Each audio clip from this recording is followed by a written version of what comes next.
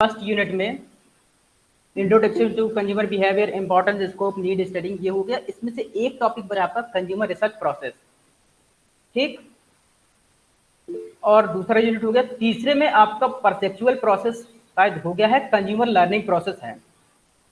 तो लेकिन हम इसमें जो है शुरू से ही लेकर के चलेंगे थर्ड यूनिट में।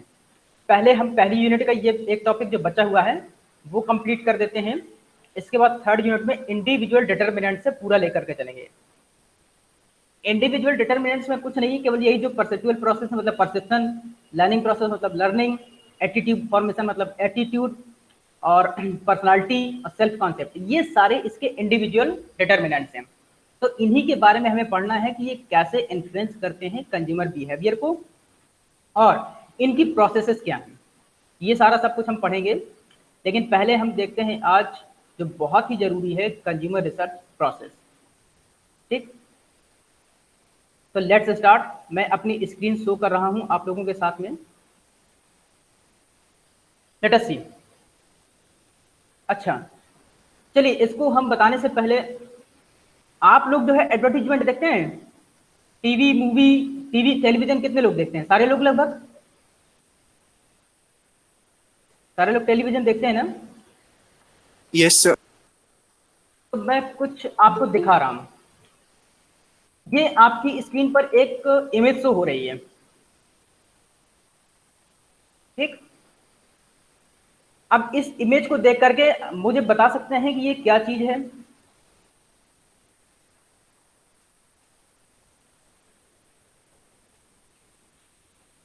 इसमें लिखा है online focus group are gaining in popularity. अच्छा, सारे लोगों को ये इमेज दिख रही है ना? Yes sir.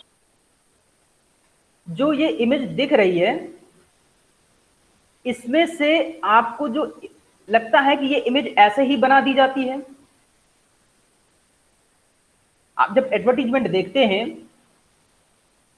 तो आपको लगता है कि ऐसे ही बना दीजिए जाता है एडवर्टीजमेंट?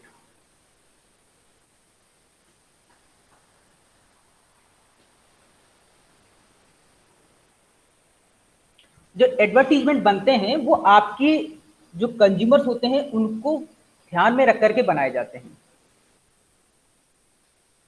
जितने भी एडवर्टीजमेंट हैं वो सारे के सारे कंज्यूमर्स को ध्यान में रख करके बनाए जाते हैं, ठीक है? अब यहां पर देखिएगा, जो मैं एक ये एडवर्टीजमेंट दिखा रहा हूं, इसको मैं थोड़ा सा और इसका साइज बड़ा कर देता हूं।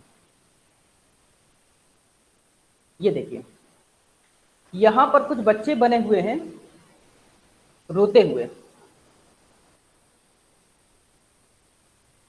और यहां पर लिखा we are crying for a change from traditional focus group, ठीक है ना? ये एक्चुअली एक फोकस ग्रुप, कंज्यूमर्स में जब हम रिसर्च करते हैं तो सर्वे वगैरह या इंटरव्यू वगैरह करते हैं, तो उसमें से एक फोकस ग्रुप भी होता है डेटा कलेक्शन के लिए, ठीक है ना? तो उसमें से जब हम डेटा कलेक्ट करते हैं तो वो हम कैसे कलेक्ट करते हैं? आप लोग मॉल जाते हैं, घूमते फिरते हैं, मॉल कितने लोग जाते हैं? सभी लोग जाते हैं। अब अगर हम बात करते हैं कि जब मॉल में जाते हैं तो वहां पर ढेर सारे सीसीटीवी कैमरा लगे रहते हैं। जो सीसीटीवी कैमरे लगे होते हैं, तो क्या आपको लगता है कि वो केवल वहां पर लोगों को चोरी से बचाने के लिए होते हैं? कुछ ऐसी जगहों पर भी सीसीटीवी कैमरे लगे होते हैं जहां पर कोई चुरा नहीं सकता कुछ। जैसे जहां पर आप बैठ करके खाना खाते हैं, जैसे वहां कुछ केवल टेबल्स पड़ी होती हैं, बाकी और कुछ नहीं, वहां पर भी सीसीटीवी कैमरे लगे होते हैं। तो वो क्यों लगे होते हैं? वो केवल इसलिए लगे होते हैं कि जो भी पर्सन वहां पर आकर के बैठेगा, और वो क्या करता है, कैसे बैठता है, क्या ऑर्डर करता है, क्या खाता है, वो कितने लोगों से बात करता है, कैसे बात करता है, ये सारी की सारी चीजें ऑब्जर्व की जाती हैं। हम लोग इस समय टेक्नोलॉजी के उस युग में हैं जहां पर हमारी हर एक चीज मॉनिटर की जाती है, हर एक चीज हम लोग रिकॉर्डिंग में रखते हैं। जैसे यहाँ पर अभी मैं जो लेक्चर ले रहा हूँ, तो ये मेरे पास रिकॉर्डिंग चल रही है इसकी, ये मेरे पास सारा सब कुछ रिकॉर्ड हो रहा है। अगर मुझे कभी भी इसमें कुछ भी देखना हुआ कि कितने बच्चे आए थे, कितने नहीं आए थे, तो मैं इसमें से देख सकता हूँ। ठीक, इसके बाद ये हमारा यूट्यूब में अपलोड हो जाएगा, तो इसमें तो मोस्टली सभी लोग देख सकते हैं फिर कि कौन बच्चा आया कौन बच्चा नहीं आया। तो ये ऐसा क्यों किया जाता है? चलिए, हमारा तो एजुकेशन है, ठीक है, इसमें हमारा अपने बेनिफिट के लिए हो गया। जो कंपनीज होती हैं वो भी इसी तरह से करती हैं। वो क्या करती हैं? कंज्यूमर के एटीट्यूड, उसका परसेप्शन, उसकी लर्निंग, उसकी पर्सनालिटी, उसकी बॉडी लैंग्वेज, ये सब कुछ देखती हैं। जब आपके पास कोई भी मैसेज आता है या आपके पास कोई भी प्रोडक्ट कंपनी लॉन्च करती है, तो ऐसे ही वो लॉन्च नहीं कर देती है। वो उसके पहले एक रिसर्च करती है, कंज्यूमर्स का रिसर्च करती है और देखती है कि कौन सा कस्टमर को हम क्या दे सकते हैं। फिर उसमें डेटा कलेक्ट करती है और उस डेटा को कलेक्ट करने के बाद उसको एनालाइज करती है। एनालाइज जब हो जाता है तब फिर वो सोचती है कि हमारे कितने कस्टमर्स ऐसे हैं जिनको हम अपना ये प्रोडक्ट बेच सकते हैं। तो ये सबके लिए एक प्रोसेस होती है। ये एक कंज्यूमर रिसर्च है जिसको कंपनीज कोई भी प्रोडक्ट लॉन्च करने से पहले करती हैं, या अगर कंपनी को कोई भी प्रोडक्ट सर्विस या कस्टमर से रिलेटेड कुछ भी करना हो तो वो अपना रिसर्च करती हैं। और रिसर्च करने के लिए उनके पास कई तरीके थे, या तो वो कंज्यूमर से क्वेश्चंस पूछेंगी सीधा, या तो केवल वो ऑब्जर्व करेंगी, या तो केवल मॉनिटर करेंगी, या तो कहीं भी सीसीटीवी कैमरे लगा करके देखे जा सकते हैं। जैसे अगर आपको पता नहीं है, इस समय गवर्नमेंट ऑफ इंडिया भी कुछ ऐसी चीजें करती है जिससे लोगों का डेटा उनके पास रहता है, आधार कार्ड।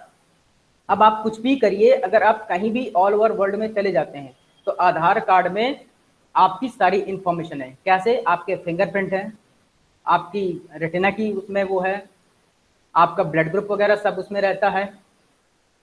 तो अगर आप कहीं भी भागेंगे तो आप बच नहीं पाएंगे।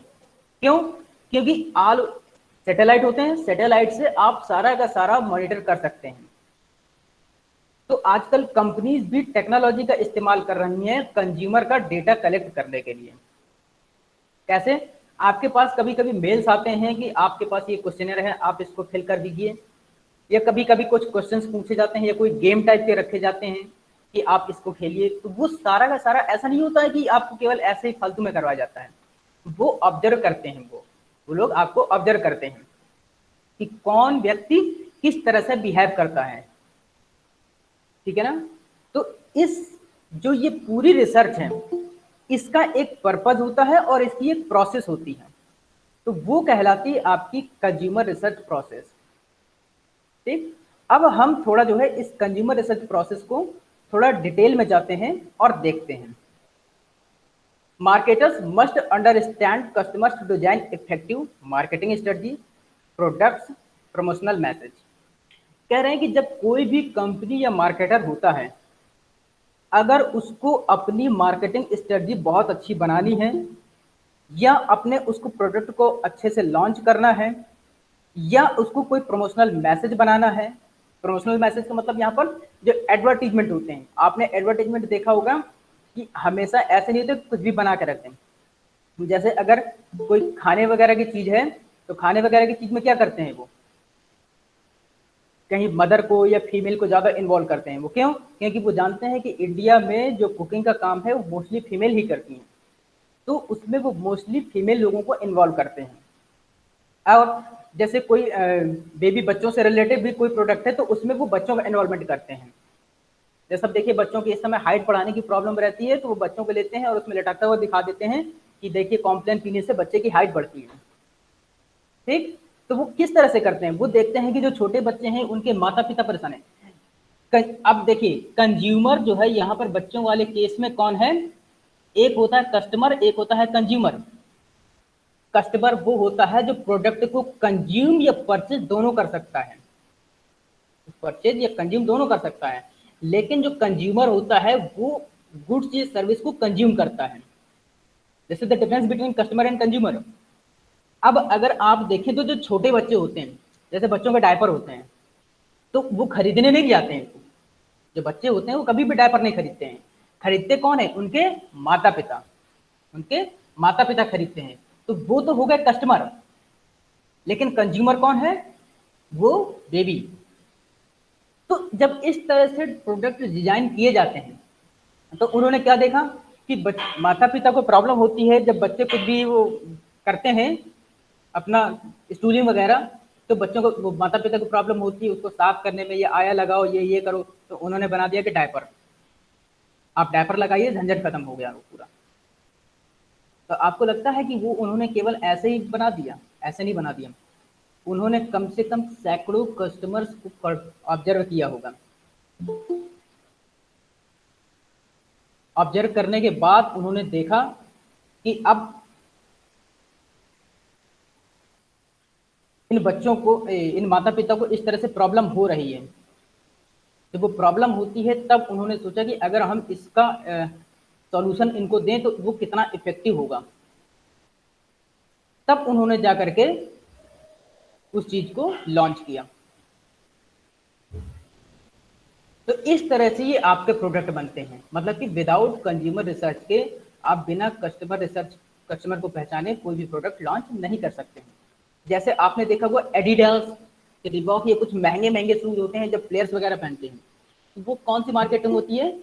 निशे मार्केटिंग। क्योंकि मान लीजिए एडिडास का आपको पहनना है तो पता चला 4,000 5,000 का एक शूज आ रहा है। अब 4,000 5,000 का शूज एक कौन पहनेगा? इंडिया में इतने इस तरह के इतने ज्यादा कस्टमर्स नहीं हैं कि वो इस तरह के प्रोडक्ट लॉन्च कर रहे हैं। अच्छा, एक और चीज बताते हैं। एक आईफोन कंपनी है एप्पल। एप्पल कंपनी एक फोन बनाती है फैल्कन i6।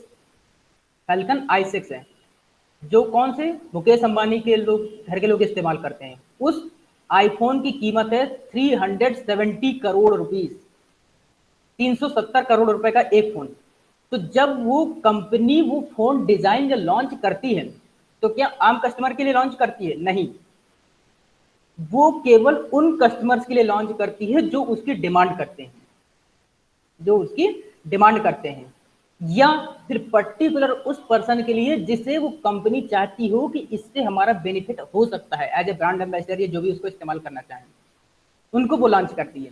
तो डायमंड से बना फोन है तो वो हम सब लोग इस्तेमाल नहीं कर सकते हैं। तो इस तरह से कंपनीज क्या होती है, अपने कस्टमर की रिसर्च करती हैं। अब ये जो कस्टमर की रिसर्च होती है, ये तो प्रोडक्ट लॉन्च करने के लिए, अपनी मार्केटिंग स्ट्रेटजी बनाने के लिए, प्रमोशनल मैसेज के लिए। अब जैसे आपने देखा होगा कि जो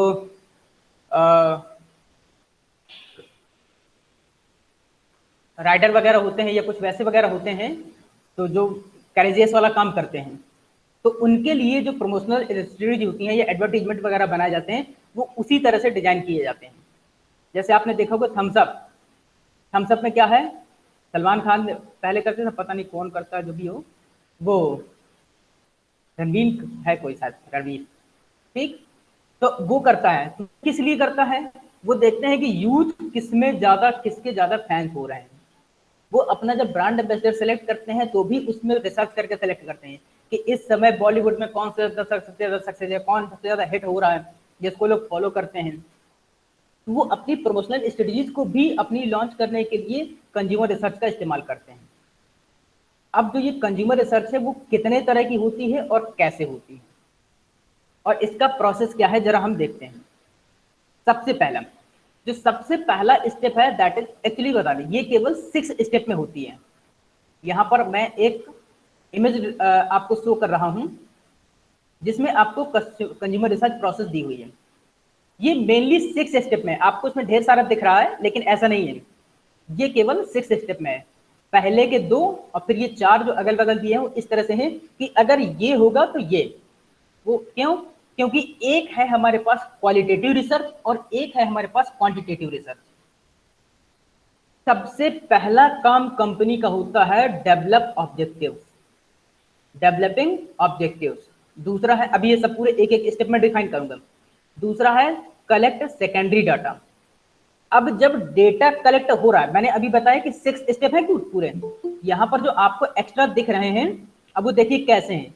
2 स्टेप तो हो गए सेकेंडरी डाटा कलेक्शन के। अब इसके बाद जैसे ही आप आगे बढ़ते हैं, सेकेंडरी डाटा कलेक्शन में अगर आप क्वालिटेटिव रिसर्च कर रहे हैं, डिजाइन क्वालिटेटिव रिसर्च, तो उसमें method, scheme, questionnaire, discussion guide, ये हो गया। फिर conduct research using highly trained interviewers, तीसरा स्टेप हो गया।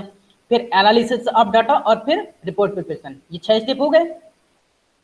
अब यहां पर दूसरी तरफ जाइए, अगर आप क्वांटिटेटिव रिसर्च कर रहे हैं तो method, sample design, data collection, instrument हो गया। और अगर ये नहीं कर रहे हैं, अगर क्वांटिटेटिव नहीं कर रहे हैं तो एक्सप्लोरेटरी करेंगे, एक्सप्लोरेटरी रिसर्च करेंगे। अगर एक्सप्लोरेटरी नहीं कर रहे हैं तो क्वालिटेटिव करेंगे। दो में से कोई भी एक करेंगे, उसमें से ये क्या, method, sample design, data collection होगा। तो जब ये क्वांटिटेटिव करेंगे तो इसमें क्या होगा, collect primary data usually by field staff, फिर एनालिसिस ऑफ डेटा और प्रिपरेशन ऑफ रिपोर्ट। तो ये जो 6 स्टेप हैं, ये आपके केवल जो रिसर्च की टाइप है उस पर डिवाइड है, जो आपके रिसर्च पर टाइप है। अगर क्वालिटेटिव रिसर्च कर रहे हैं, मान लीजिए सेकेंडरी डेटा, जब आपने डेटा कलेक्ट कर लिया, तो अगर क्वालिटेटिव कर रहे हैं तो लेफ्ट साइड के आप जो है स्टेप फॉलो करेंगे। अगर क्वांटिटेटिव रिसर्च कर रहे हैं कंज्यूमर की, तो आप राइट साइड के स्टेप फॉलो करेंगे। बस आपके ये 6 स्टेप हो जाएंगे, ये ऊपर के 2 और 4 ये अगल बगल के, तब जबकि आप इनमें से कोई भी एक प्रोसेस अपनाएंगे। अब हम इसको थोड़ा डिटेल में समझते हैं कि इसको क्या कैसे करते हैं। The consumer research process, secondary research and primary research. Secondary research मतलब कि सेकेंडरी आप डेटा कलेक्ट कीजिए, और प्राइमरी रिसर्च में आपके पास 2 हैं, क्वालिटेटिव और क्वांटिटेटिव। अब जब क्वालिटेटिव डेटा है तो क्वालिटेटिव का मतलब होता है आप किसी के कैरेक्टर या आपकी उसकी क्वालिटी, उसके बिहेवियर, इन सब के बारे में जब रिसर्च करते हैं तो ये कहलाती है आपकी क्वालिटेटिव रिसर्च। जैसे अगर मुझे पता करना है कि आपको क्या पसंद है, आपको क्या पसंद है, तो फिर मैं क्वालिटेटिव रिसर्च करूंगा। और अगर मुझे उसी का नंबर चाहिए होगा, मतलब कि क्वांटिटेटिव मतलब कि हमें नंबर्स में चाहिए, जैसे ऑब्जर्वेशन, एक्सपेरिमेंटेशन, सर्वे आदि हम करते हैं, तो उस तरह की रिसर्च में हम क्वांटिटेटिव रिसर्च करते हैं। जब क्वालिटेटिव रिसर्च करते हैं तो हम किसी पर्टिकुलर ग्रुप से कुछ पूछते हैं, हम किसी पर्टिकुलर ग्रुप से हम पूछते हैं। ठीक, अब जैसे अगर मैं इस समय देख रहा हूं कि अपने जो यूनिवर्सिटी में है बच्चे क्लास में ज़्यादा क्यों नहीं आते हैं, क्लास में ज़्यादा बच्चे क्यों नहीं आते हैं, तो मैं इसका एक क्वालिटेटिव रिसर्च करूंगा। तो मैं क्या करूंगा, आप सभी को अपने एक दिन क्लास में बुला लूंगा, या कहीं आपके जो पर्टिकुलर ग्रुप हैं या फ्रेंड्स हैं उनको मैं बुला लूँ। फिर मैं उनसे आपसे पूछूं कि भाई आपको क्या प्रॉब्लम है, आप क्लास में क्यों नहीं आते, टीचर सही नहीं पढ़ाता, आपको समझ में नहीं आता, आप सोते रहते हैं, या आपको पढ़ाई में इंटरेस्ट नहीं है। तो आप कुछ ना कुछ जवाब देंगे कि सर टीचर अच्छा नहीं पढ़ाता। सीधी सी बात है, टीचर अच्छा नहीं पढ़ाता होगा तो आपको इंटरेस्ट नहीं आएगा। ठीक, तो आपके सारे जवाब मैं रिकॉर्ड कर लूंगा, और फिर मैं उसमें देखूंगा कि अगर मैंने 25 लोगों से क्वेश्चन पूछे थे तो उन्होंने मुझे क्या क्या जवाब दिए, उन्होंने मुझे क्या क्या जवाब दिए। तो फिर मैं उस तरीके से अपने आप को बदलने की कोशिश करूंगा, या मैनेजमेंट से कहूंगा कि स्टूडेंट्स की ये प्रॉब्लम है, अगर हम इसको सॉल्व कर सकते हैं तो स्टूडेंट हमें बेटर रिजल्ट दे सकते हैं। तो जो इस तरह की रिसर्च होती है वो कहलाती है क्वालिटेटिव रिसर्च। सिमिलरली अब हम इसी को थोड़ा क्वांटिटेटिव रिसर्च में जाते हैं। मान लीजिए कि मैंने एक पेपर पन्ने पर लिख लिया, मैंने 20 क्वेश्चन लिख लिए आपकी प्रॉब्लम से रिलेटेड या अपनी प्रॉब्लम से रिलेटेड, और मैंने आपके फ्रेंड को रैंडमली यूनिवर्सिटी में जो भी है उन लोगों को दे दिया, और मैंने उनसे कहा कि इसमें आपको अपने जवाब फिल करने, मैंने क्वेश्चन उसमें पूछे हैं और उसमें से मैंने आपको बाउंड कर दिया है कि मैंने 4 ऑप्शन दे दिया। मान लीजिए कि जैसे मैंने पूछा कि आपका पढ़ने में मन क्यों नहीं लगता, सर हम ये करना नहीं चाहते थे, माता पिता ने ज़बरदस्ती करवाया, हमें खेलना अच्छा लगता है, या यहाँ पढ़ाई अच्छी नहीं होती, इस तरह से कुछ मैंने ऑप्शन दे दिया।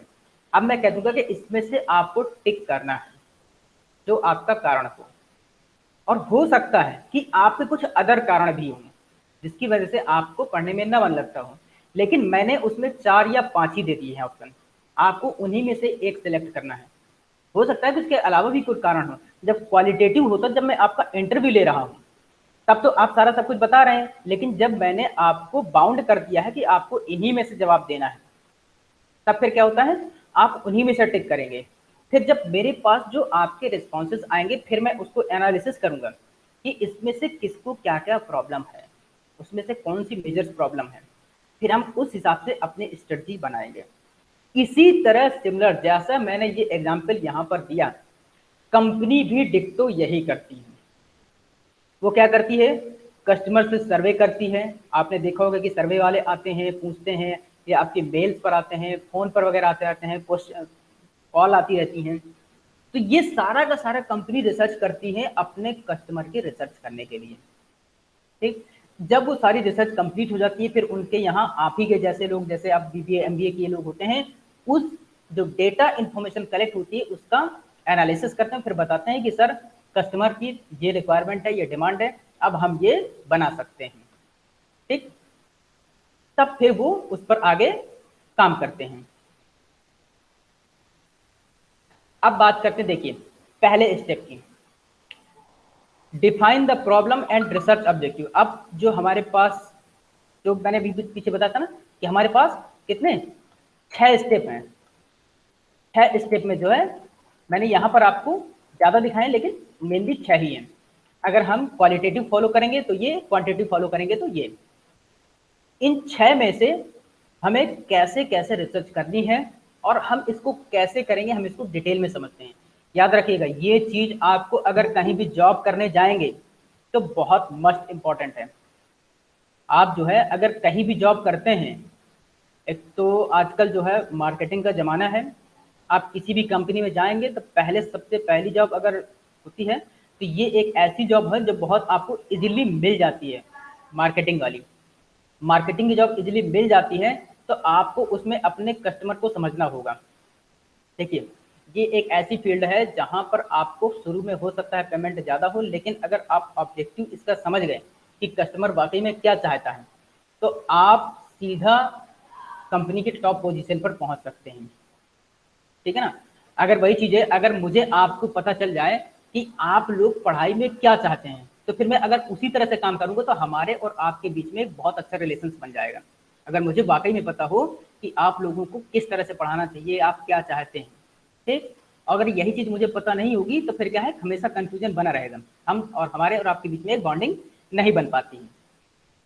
तो सबसे पहला है, define the problem and research objective, not too broad और नैरो। हमारा टारगेट ये है कि हमें करना क्या है, हम किस कस्टमर को अपना टारगेट बना रहे हैं, हम अपना किस कस्टमर को टारगेट बना रहे हैं। ठीक, अब अगर हमारा कस्टमर टारगेट है तो हमें उसके हिसाब से ही अपना सब कुछ डिजाइन करना है। अगर हमारे पास हमारा टारगेट क्लियर है तो हम अपनी आगे की प्रोसेस कर सकते हैं। मैं कह दूं कि आपको यहाँ से बड़ा चौराहा जाना है, तो आपको पता है कि बड़ा चौराहा जाने के लिए यहाँ से आप यूनिवर्सिटी से बाहर जाएंगे, फिर रावतपुर जाएंगे, फिर यहाँ से गुरुदेव से होकर के जाएंगे, आपको मतलब कि रूट पता रहेंगे। गुरुदेव से भी जा सकते हैं, रावतपुर से भी जा सकते हैं, घंटाघर से भी जा सकते हैं, कई जगह से जा सकते हैं। अब अगर मैं आपको केवल टारगेट लिस्ट छोड़ दूं, मैंने कह दूं तो आपको जाना है, अब कहाँ जाना है, आपको कहाँ जाना है ये ना बताऊं, मैंने कहा चले जाओ, जाओ तो कहाँ जाओ, तो आप कहीं भी जा सकते हैं, तो फिर वो आप हमेशा भटकते रहेंगे। तो इस वजह से जब तक आपके पास एक टारगेट या ऑब्जेक्टिव नहीं होंगे, तब तक आप एक एप्रोप्रिएट रिसर्च नहीं कर पाएंगे। तो सबसे पहला काम है, हमारे पास जो प्रॉब्लम है या ऑब्जेक्टिव है, हम उसको स्पेसिफाई करें।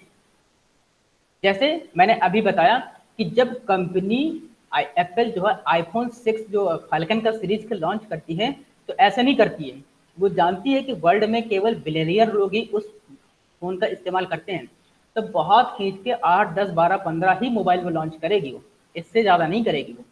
अब पता चला कि अगर वो 370 करोड़ के एक कम से कम 5,000 मोबाइल लॉन्च कर ले, तो दुनिया में 5,000 तो बिलियनियर ही नहीं है, उनको खरीदेगा कौन। पता चला जितने पूरे गांव की बजट नहीं है कि किसी शहर का, उससे ज़्यादा का तो फोन है, कौन खरीदेगा फिर वो। तो इस वजह से अपने टारगेट, अपने ऑब्जेक्टिव या पर्पज को समझना सबसे पहले बहुत जरूरी है, तभी आप एक प्रॉपर रिसर्च डिजाइन क्रिएट कर पाएंगे। ठीक, अब जब आप अपने टारगेट डिसाइड कर लेंगे तो आप उसको एक पेपर पर लिख लीजिए।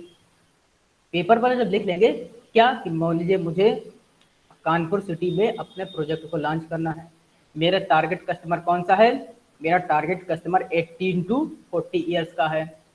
ठीक, उसमें से कौन से मेल हैं कि फीमेल हैं, फीमेल में कौन से हैं जिनकी हाई इनकम ग्रुप है या लोअर इनकम ग्रुप है या मिडिल इनकम ग्रुप है। इस तरह से जब आप आपने सारे टारगेट डिसाइड कर लेंगे तो आपको ये पता चल जाएगा कि आपको किस लेवल की इंफॉर्मेशन चाहिए और कहां से चाहिए। अगर आपके पास ये सारा रिटर्न में कर लेंगे तो फिर आपको इंफॉर्मेशन जो जरूरत होगी, जिस लेवल की इंफॉर्मेशन की जरूरत होगी वो आपको मिल जाएगी। ठीक, अब इसके आगे चलते हैं। Discuss question. Assume you are planning to open a new pizza। अब मान लीजिए कि आपको एक न्यू पिज्जा रेस्टोरेंट खोलना है, तो बहुत ढेर सारे पिज्जा रेस्टोरेंट हैं। अब मान लीजिए कि आप भी एक पिज्जा रेस्टोरेंट खोलने वाले हैं। ठीक, आप एक पिज्जा रेस्टोरेंट खोलना चाहते हैं, तो क्या होगा, what might be 3 objectives of a research plan for your new business. तो आपके 3 ऑब्जेक्टिव कौन से होंगे रिसर्च प्लान आपके न्यू बिजनेस के लिए। How could you gather this data, आप इस डेटा को कैसे कलेक्ट करेंगे। अब ये सीधी सी बात है, देखिए मैं आपके सीधा कैरियर से रिलेटेड चीज बता रहा हूं। अगर आपने कोई न्यू बिजनेस स्टार्ट करना है तो आपके ऑब्जेक्टिव क्या है। ठीक, और उन ऑब्जेक्टिव के लिए आपको इंफॉर्मेशन कहां से मिलेगी, कहां से मिल सकती है वो इंफॉर्मेशन। मान लीजिए आपने, हम यहाँ पर पिज्जा है, हम मान लीजिए आपको एक सिंपल सी किराने की दुकान खोलनी है। किराने की दुकान खोलनी है तो आपका टारगेट क्या है, सीधी सी बात है। पहली बात, आपको लोकेशन चाहिए। लोकेशन कहाँ, अपने मोहल्ले में खोलेंगे या किसी मार्केट में खोलेंगे या किसी ऐसी जगह खोलेंगे जहां पर रिक्वायरमेंट हो, ये आपको सारा सब कुछ देखना पड़ेगा।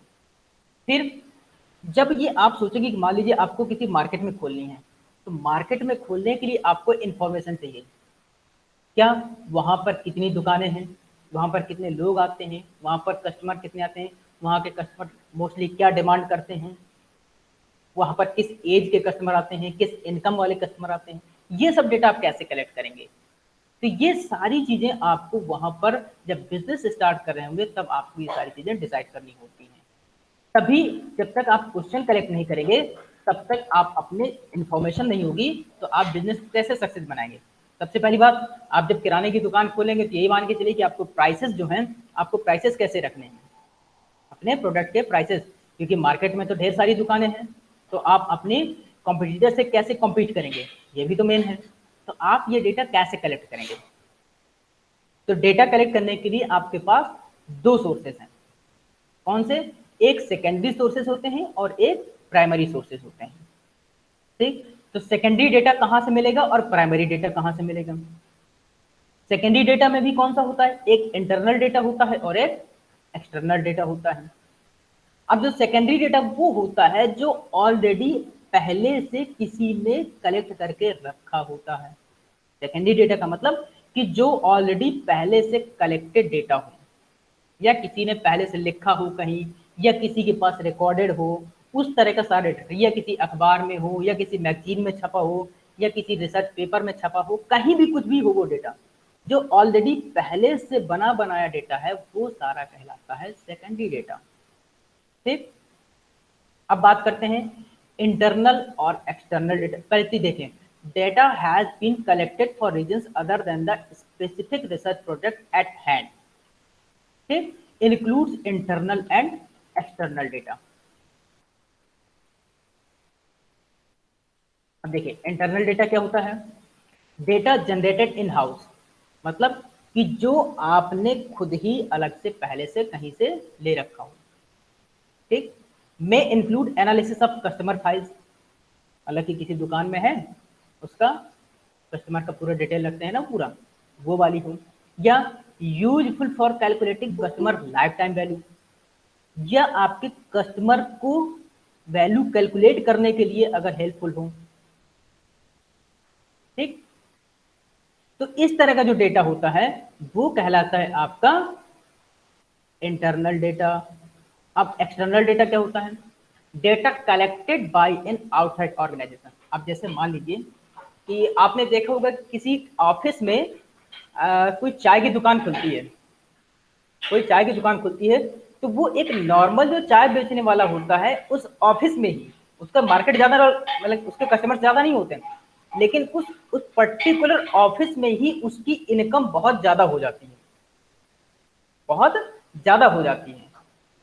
तो उस वो क्या होता है कि वो दिन भर में पता चला कि जितना आप बाहर नहीं सेल कर पाते हैं, वो उतना उसी ऑफिस में दिन भर में 10 बार चाय पिलाता है वो। तो उसकी इनकम ज़्यादा हो जाती है। आप देखेंगे कि कोई एक छोटी सी दुकान खोल लेता है, उसकी बहुत चलती है, कोई बड़ा बिजनेस खोल लेता है, तब भी उसका नहीं चल पाता है। ठीक, तो जो डेटा ऑर्गेनाइजेशन के अंदर होता है वो इंटरनल हो गया, और जो डेटा ऑर्गेनाइजेशन के बाहर से कलेक्ट किया जाए, जैसे गवर्नमेंट रिकॉर्ड का। गवर्नमेंट रिकॉर्ड का मतलब क्या होता है? जो आपके पास किसी ऑफिस में किसी एम्प्लॉय, अब मान लीजिए कि आपका जो टारगेट ग्रुप है गवर्नमेंट नौकरी वाले हैं, तो आपको उनका डेटा कहाँ से मिलेगा? किसी सरकारी ऑफिस से। तो सरकारी ऑफिस में आप पैसा खिलाइए, मिल जाएगा। इसके अलावा भी और बहुत से तरीके होते हैं जिससे आप जो है डेटा कलेक्ट कर सकते हैं। यहाँ पर लिखा है include federal government, periodicals, newspapers, books, search engine, commercial data is also available from market research firm. ये सारे के सारे आपके एक्सटर्नल सेकेंडरी डेटा के सोर्सेज हैं। जैसे न्यूज़पेपर में कभी कभी छपता रहता है ना, न्यूज़पेपर में या मैगजीन में। अभी देखिए, जैसे अब मेरी बात की जाए तो मैं अभी जैसे पीएचडी मैंने किया, तो पीएचडी में मैंने लगभग 1200 लोगों से क्वेश्चन पूछे। जब 1200 लोगों से क्वेश्चन पूछे तो 1200 लोगों का डेटा मेरे पास है। और एक चीज और बता दूं, थोड़ा इंटरेस्टिंग फैक्ट, कि इस समय इंफॉर्मेशन सेलिंग का एक बहुत बड़ा बिजनेस चल रहा है। अगर आपके पास 20-25 हजार लोगों का डेटा है, मतलब उनके नाम, फोन नंबर, एज, ईमेल वगैरह, तो आप वो किसी भी कंपनी को बेच सकते हैं अच्छे खासे प्रॉफिट के साथ। आजकल जो इंफॉर्मेशन सेलिंग है, इसका एक अपने आप में खुद बहुत बड़ा मार्केट है। ठीक है ना? अगर आप देखें तो कभी फेसबुक, ट्विटर और व्हाट्सएप में ये अक्सर गवर्नमेंट वो क्या करती रहती है कि जो है आपको अभी वो जो लोगों के प्राइवेट इंफॉर्मेशन है आप उनको शेयर नहीं कर सकते, ऐसा ये वो दुनिया भर का चलता रहता है ना, वो आप लोगों के अधिकारों का हनन कर रहे हैं। तो ये सब ये ऐसे ही चलता है। क्यों भाई? जब आप किसी भी इस तरह की सर्च इंजन या उसमें किसी सोशल साइट पर आप वो ओपन करते हैं तो क्या होता है, वो जो है इंफॉर्मेशन आपकी सारी फिल करवा लेते हैं। जब सारी इंफॉर्मेशन फिल करवा लेंगे और फिर उसके बाद वो कंपनीज को बेच देते हैं। अब ये मान के चलिए कि इस समय मान लीजिए फेसबुक या व्हाट्सएप पर जब आप अपना अकाउंट बनाते हैं, तो फेसबुक पर मैंने बनाया तो उसके मतलब कि मिलियंस बिलियंस में उसके यूजर्स हैं फेसबुक के। अब इतने लोगों का डेटा फेसबुक के पास है, उनके पास क्या, उनकी नाम है, उनका एज है, उनका जेंडर है, उनका मोबाइल नंबर, उनका ईमेल, उनका आईडी है, उनकी फोटो है, सब कुछ है। अब अगर यही सारी चीजें किसी के हाथ में लग जाएं तो आप देख रहे हैं आजकल टेक्नोलॉजी ऐसी बढ़ गई है कि उनका कभी भी मिसयूज हो सकता है। तो इस तरह से ये हम एक्सटर्नल डेटा सेकेंडरी सोर्सेज से कलेक्ट कर सकते हैं। ठीक, तो ये तो हो गया हमारे पास सेकेंडरी डेटा का सोर्स। अब बात करते हैं सेंसस। जो हमारे पास सेंसस का डेटा है, सेंसस का डेटा अगर आप, ये तो गवर्नमेंट का ऑथेंटिक डेटा होता है कि अगर आप इंडिया के सेंसस की वेबसाइट खोलेंगे तो आपको पता चल जाएगा क्या, कानपुर में कितने मेल हैं, कितने फीमेल हैं, कितने किस कास्ट के हैं, उनकी इनकम ग्रुप क्या है। ये सेंसस डेटा कहलाता है। सेंसस डेटा मतलब कि गवर्नमेंट ऑथराइज डेटा, जो गवर्नमेंट डेटा कलेक्ट करती है, तो वहां से भी आप उसका डेटा कलेक्ट कर सकते हैं। ठीक, इसके बाद अब बात करते हैं डिस्कशन क्वेश्चन पर्सनल प्राइवेसी। जब मार्केट रिसर्च होती है ना, तो इसमें बहुत से ऐसे भी क्वेश्चंस होते हैं जो आपसे पर्सनल पूछे जाते हैं, जो आपकी पर्सनल इंफॉर्मेशन होती है। मैंने खुद इस चीज को भुगता है, क्योंकि जब मैं अपनी रिसर्च कर रहा था तो लोग जल्दी अपनी इंफॉर्मेशन नहीं देते हैं, अगर उनको लालच दे दो तो वो सब कुछ बता देते हैं। In fact many people do not like the fact that their personal data are use for marketing. ऐसे बहुत से लोग हैं जो नहीं चाहते हैं कि जो उनकी पर्सनल इंफॉर्मेशन हो वो मार्केटिंग पर्पज के लिए इस्तेमाल की जाए। तो जब मैंने डेटा कलेक्ट किया था तो मैंने उनसे कहा था कि ये मार्केटिंग पर्पज के लिए इस्तेमाल नहीं होगा, ये केवल रिसर्च पर्पज के लिए इस्तेमाल होगा। मैंने लिख करके उसमें साइन करके दिया उनको, ठीक है ना। तो इस तरह से डेटा का ये खेल होता है। How can marketers justify their need for data. अब मान लीजिए कि मुझे कोई प्रोडक्ट लॉन्च करना है, मान लीजिए आपके लिए एक कपड़े लॉन्च करने हैं। अब मैं आपसे पूछूं कि आपकी इनकम कितनी है, तो आप जल्दी नहीं बताते हैं। अभी भी अगर हम आपके घर में जाएं और पूछें कि आपकी इनकम कितनी है, ठीक, तो आप जल्दी नहीं बताएंगे। मुझे क्यों पूछ रहे हो? इनकम टैक्स वाले हो, गवर्नमेंट वाले हो, रेड डलवानी है, पुलिस वाले हो, कोई क्राइम किया है क्या?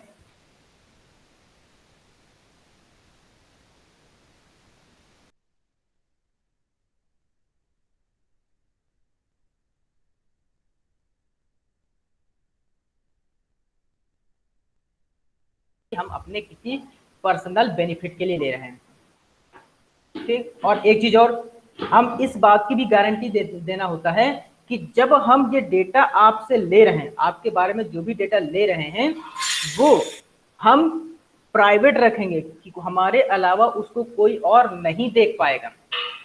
हम आपकी प्राइवेसी को मेंटेन रखेंगे। इस चीज का भी हमें बहुत ध्यान रखना पड़ता है। ये नहीं कि ठीक है हमारा काम हो गया अब हमने उसको फेंक दिया। ऐसे क्या होता है, आपने कभी कभी कई बार देखा है कि जब कभी क्वेश्चन पेपर, अभी कुछ केसेस ऐसे हुए हैं जहां क्वेश्चन पेपर प्रिंट होते हैं तो कुछ क्वेश्चन पेपर खराब हो जाते हैं, तो वो क्या करते हैं, उनको डस्टबिन या रद्दी में फेंक देते हैं। जब रद्दी में फेंक देते हैं तो फिर वो दूसरे लोग उसको उठा लेते हैं और उससे क्वेश्चन कॉपी कर लेते हैं, तो उसका मिस यूज होता है। अब जैसे मेरे पास अगर आपका आधार और पैन कार्ड है, मेरे पास आपका आधार और पैन कार्ड का डेटा है, तो मैं उसका मिस यूज कर सकता हूँ, कहीं भी कोई भी अकाउंट में खोल सकता हूँ उससे, ठीक है ना, आपके नाम से। तो क्या हो जाएगा, वो उसका मिस यूज होता है। तो हमें ये भी उनको गारंटी देनी पड़ती है कि हम आपकी प्राइवेसी को मेंटेन रखेंगे।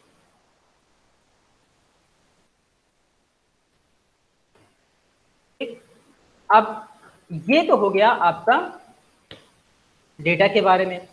अब जो प्राइमरी रिसर्च है, क्वालिटेटिव वाली, याद रखिएगा, क्वालिटेटिव प्राइमरी रिसर्च, उसमें क्या होगा, उसमें सबसे पहला होता है डेप्थ इंटरव्यू। डेप्थ इंटरव्यू का मतलब कि हम आपसे पूछें, इंटरव्यू लें। आपने देखा होगा नायक पिक्चर देखी है, उसमें क्या है, डेप्थ इंटरव्यू। जब वो क्वेश्चन पूछता है उससे, सीएम से, तो क्या उसके बारे में डिटेल में पूछता है, उसमें डिटेल में पूछता है। और इसमें क्या होता है, 1 to 1, सामने आपका रेस्पोंडेंट बैठा होगा और सामने इंटरव्यूअर बैठा होगा, और वो हो सकता है 10 मिनट, 15 मिनट, 20 मिनट, 1 घंटा, जितना भी लें। उसमें क्या होता है कि हम आपसे क्वेश्चन पूछते रहेंगे, उसकी रिकॉर्डिंग होती रहेगी और आप बताते रहेंगे। इस तरह में एक चीज और होती है, अगर आपका इंटरव्यूअर ट्रेंड नहीं है तो रेस्पोंडेंट हो सकता है कि वो आपको गलत जवाब भी दे दे, ठीक। तो अगर आपको गलत ट्रेंड इंटरव्यूअर होगा तो क्या होगा, तो वो समझ जाएगा कि मुझे किस तरह से क्वेश्चन पूछना चाहिए। जैसे एग्जाम्पल के तौर पर कि अगर मैं आपसे सीधा पूछूं कि आपकी इनकम कितनी है, पता चला कि आपकी इनकम 5 लाख रुपए है महीने की, तो अगर आप सोचेंगे अगर मैं इसको बता दूंगा तो हो सकता है ये रेट डलवा दे। तो अगर स्मार्ट इंटरव्यूअर होगा तो वो डायरेक्ट क्वेश्चन उस तरह से फिर नहीं पूछेगा, फिर मैं इस तरह से पूछूंगा, आप करते क्या हैं, आप बताएंगे कि मैं बिजनेस करता हूँ। कितना काहे का बिजनेस करते हैं, पता चला कि मैं एक कंपनी चलाता हूँ। अच्छा, किस चीज़ की कंपनी है, इस चीज़ की कंपनी है। अच्छा, कितने एम्प्लॉय काम करते हैं, इतने एम्प्लॉय काम करते हैं। अ, आपका कहाँ कहाँ माल जाता है, बताएगा यहाँ यहाँ माल जाता है। तो इस तरह से हम एक आइडिया लगा सकते हैं कि उसकी इनकम लगभग कितनी होगी। तो जब कुछ क्वेश्चंस ऐसे होते हैं जहां पर हम डायरेक्ट आंसर कस्टमर नहीं देता है, तो वहां पर हम क्या करते हैं, इनडायरेक्ट वे में क्वेश्चन को पूछना पड़ता है। इसी वजह से जो इंटरव्यूअर होता है वो ट्रेंड होना चाहिए। अगर ट्रेंड इंटरव्यू होगा तो वो इजिली से अपने रेस्पोंडेंट से आंसर निकाल सकता है। और जो ये डेप्थ इंटरव्यू होता है नॉन स्ट्रक्चर्ड होता है। एक होता है स्ट्रक्चर्ड इंटरव्यू, जो क्वेश्चनर होता है उसमें क्या होता है कि आपको पहले से पता होता है कि ये क्वेश्चन पूछने हैं। स्ट्रक्चर्ड में क्या होता है कि आपको पहले से पता होगा कि ये क्वेश्चन पूछने हैं और उनके ये जवाब हो सके हैं। लेकिन जो डेप्थ इंटरव्यू होता है उसमें आप कभी भी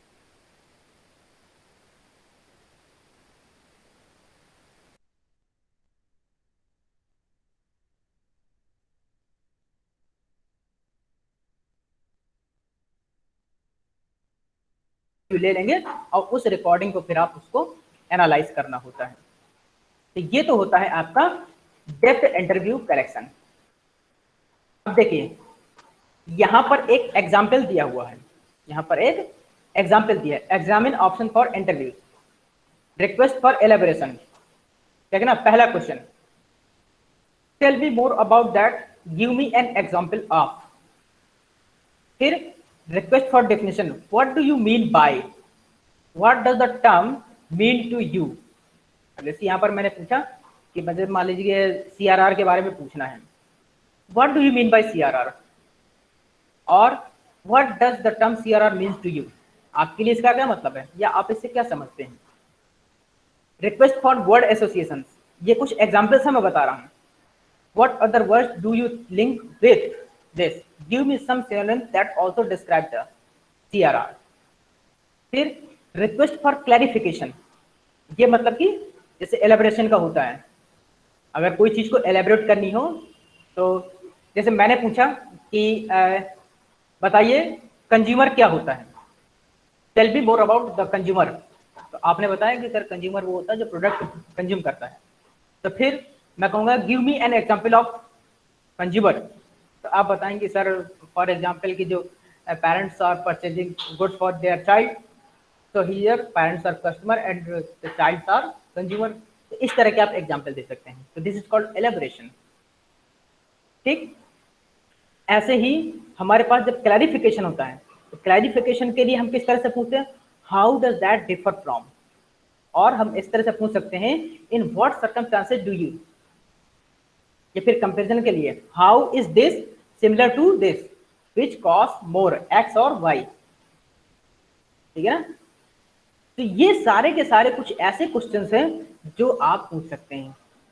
ये डिफरेंट डिफरेंट कंडीशन है। जैसे अगर आपको क्लासिफिकेशन चाहिए होगा तो इस तरह से क्वेश्चन पूछेंगे, कंपैरिजन करवा रहे हैं तो इस तरह से क्वेश्चन पूछेंगे, अगर कुछ क्लैरिफिकेशन चाहिए होता है तो किस तरह से क्वेश्चन पूछेंगे, अगर कुछ वर्ड एसोसिएशन है तो किस तरह से क्वेश्चन पूछेंगे, अगर किसी चीज को डिफाइन करवाना है तो कैसे क्वेश्चन पूछेंगे, एलेबोरेट करवाना है तो कैसे क्वेश्चन पूछेंगे।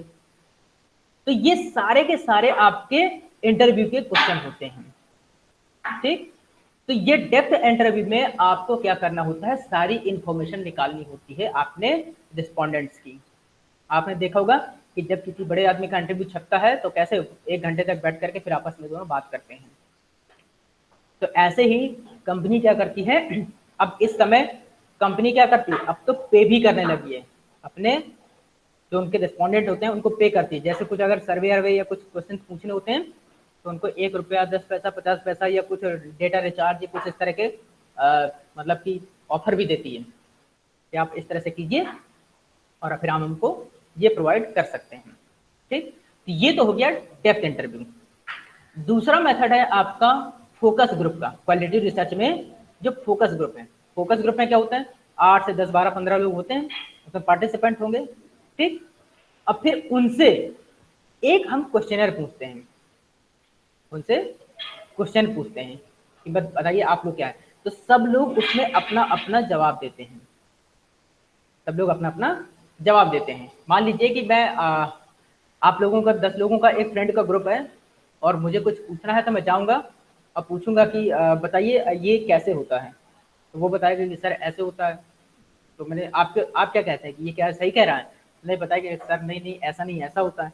तो इस तरह से हम 8-10 लोगों के एक ग्रुप से या 15 लोगों के ग्रुप से जब एक हम क्वेश्चन पूछते हैं तो वो कहलाता है फोकस ग्रुप।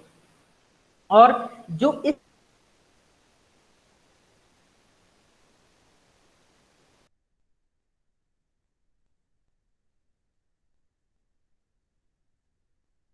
काफी लंबी बात की थी, क्यों? क्योंकि जरूर हम उनसे केवल ऐसा नहीं होता, जब बात करते हैं तो केवल क्वेश्चन ही पूछते हैं, उनसे बीच बीच में और भी चीजें हमारी चलती रहती हैं, ठीक? तो वो बातें भी होती हैं, लेकिन हमें एंड में क्या होता है कि हमें केवल अपने मतलब की चीजें ही रिकॉर्ड करनी होती हैं। जब हम उसको एनालाइज करेंगे तो हम केवल वही चीजें एनालिसिस करेंगे जो हमें जरूरत होती है। अब बात करते हैं यहाँ कंपनी की।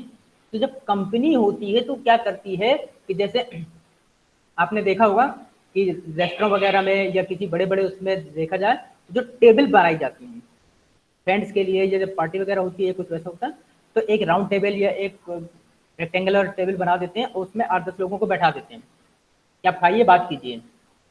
जब वो लोग आपस में बात करते हैं तो देखते हैं कि किस तरह की बात करते हैं, वो क्या बात करते हैं। ये सारा सब कुछ क्या है, एनालाइज किया जाता है कि हमारे पास ये इंफॉर्मेशन आ गई है, ठीक? तो इस तरह से जो डेटा कलेक्ट होता है वो कहलाता है फोकस ग्रुप, ठीक? अब देखिए फोकस ग्रुप का जो कुछ क्वेश्चंस होते हैं वो किस तरह से हो सकते हैं, मैंने यहाँ पर एक एग्जांपल लिया हुआ है, आप देख सकते हैं। पहला, फूड प्रेफरेंस स्टडी स्क्रीनर, हमने यहाँ पर फूड प्रेफरेंस के लिए दिया है। क्या? Ask to speak with a female और male household member who is between 18 and 35 years of age when the correct person is located, introduce yourself, ठीक? हमने जो है, जो हाउस होल्ड होते हैं 18 से 35 एज, मेल या फीमेल कोई भी हो सकता है, ठीक है ना? अब देखिए पहले किस तरह से चालू होता? Hello, I am this from विदेश, from here we are involved in a research product that is interested in knowing more about people's feeling and preference with regard to food products। जो फूड प्रोडक्ट होते हैं उनके बारे में research करते हैं। I want to assure you that this is research and not a sales pitch, may I ask you few question. यहाँ पर क्या कह रहा है, देखिए यहाँ पर क्या उसने कहा, मैंने अभी क्या चीज बताई थी, I want to assure you that this is research and not a sales pitch, may I ask you few question. यहाँ पर वो कह रहा है कि मैं जो पूछ रहा हूँ केवल वो रिसर्च पर्पज के लिए है, सेल्स के लिए नहीं है। हम उसका मतलब कि कोई पर्सनल बेनिफिट के लिए नहीं कर रहे हैं, ठीक है ना? तो ठीक है। अब उसमें जो ग्रुप है, 1-2 ग्रुप जो भी है वो पूछ रहे हैं। फिर यहाँ से ये देखिए क्वेश्चन चल रहे हैं, कौन सा? Recruiter recruit 12 females and 12 males. Question, in which of the following age group you are. अब उसमें फिर पूछ रहा है कि इसमें से आप कौन से ग्रुप के हैं, under 18 year, 18 to 24, 25 to 29, 30 to 35 और 35। ये इस तरह से फिर इसमें क्वेश्चन चालू हुए। डू यू और anyone else in your house hold work for any of the following type of business. क्या आप में, आप या आपके परिवार में से कोई भी इस तरह के बिजनेस में इन्वॉल्व है? ये देखिए पूछ रहे हैं क्वेश्चन। तो ये इस तरह के क्वेश्चन पूछे जाते हैं, ठीक? ये हमारे पास फोकस ग्रुप के क्वेश्चन हैं। जैसे लास्ट में देखिए इसने क्या पूछा, which of the following food have you eaten within the past 5 days। अब वो कह रहा है कि लास्ट पिछले 5 दिनों में आपने कौन सा फूड खाया था। जैसे फ्रोजन पिज्जा, फिर है pre packed cold cuts, pre sliced packet cheese, canned soup, potato chips, canned food, peanut butter, frozen vegetables. तो ये आपको इस तरह से क्वेश्चन पूछे, तो वहां पर जो भी लोग बैठे होंगे वो सब आपको बताएंगे कि हमने क्या किया क्या नहीं किया, ठीक? तो this is all about your focus group. अब इसमें से आपका प्रोजेक्टिव टेक्निक्स और काफी कुछ है, तो वो फिर नेक्स्ट क्लास में बताया जाएगा। प्रोजेक्टिव टेक्निक्स में क्या होता है, इसमें कुछ मशीनों का इस्तेमाल होता है, फिर वो हम आगे डिस्कस करेंगे। तो अब अगली क्लास के लिए हम तैयार होते हैं, जो कि है ऑपरेशंस रिसर्च की। तो अभी हम थोड़ा सा ब्रेक लेंगे 5 मिनट का, उसके बाद फिर हम जो है OR की क्लास लेंगे, ठीक।